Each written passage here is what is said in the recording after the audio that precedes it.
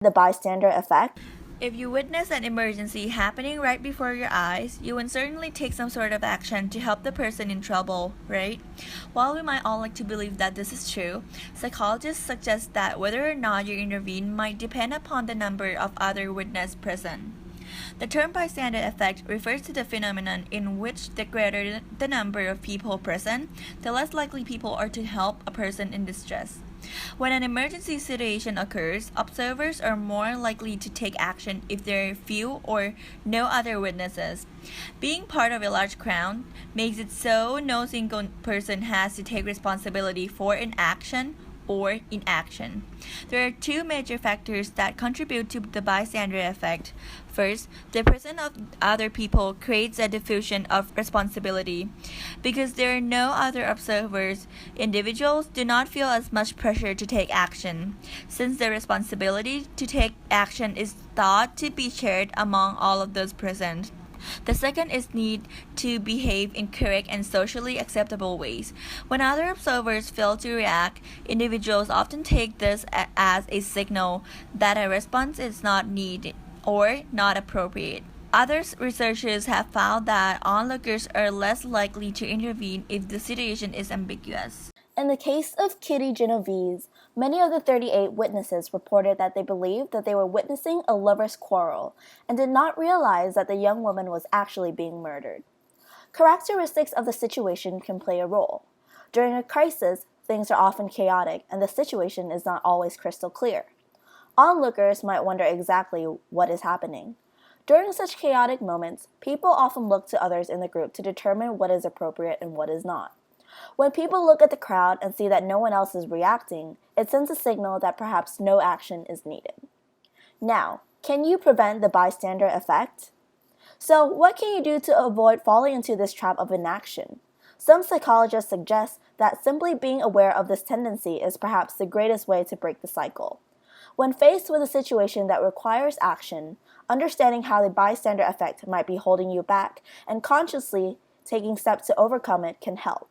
However, this does not mean you should place yourself in danger. But what if you are the person in need of assistance? How can you inspire people to lend a hand? One often recommended tactic is to single out one person from the crowd. Make eye contact and ask that individual specifically for help.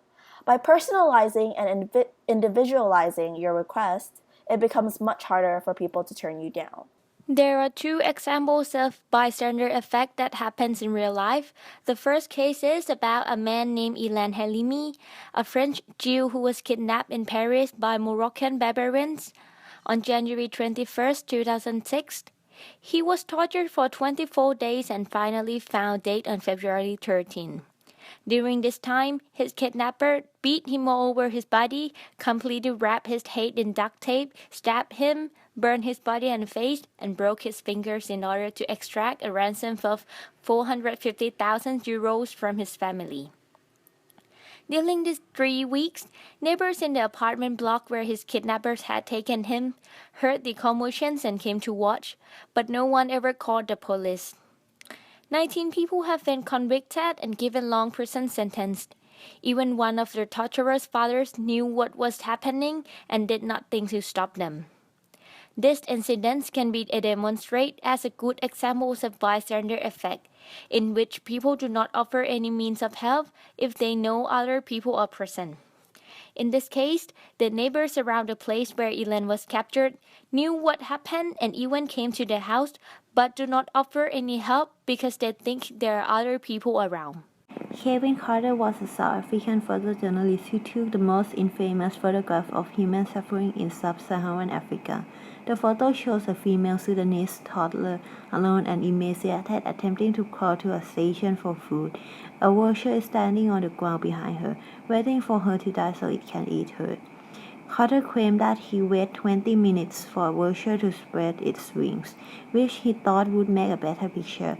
But when it didn't, he took the picture as it is, and for those 20 minutes, the toddler had to rest before resuming its trip. She whimpered and panted, and Carter did nothing to help her. He took the picture, scared the vulture away, and then left the girl to continue crawling on her own. No one knows what became of her, but it's likely that she starved to death. Today, it is very simple to interact with another through social media. Everyone knows that when you write something online, it stays online forever. Social media was meant to be a positive atmosphere when people can connect from all over the world, but sometimes it is a very negative place. For example, a very popular social media site, YouTube, has billions of people on that server every day, and the main purpose of this site is to upload and watch videos. Many people make jokes by posting inappropriate words in the comment section below. What people don't always realize is that when you post something, it is out there for anyone to see.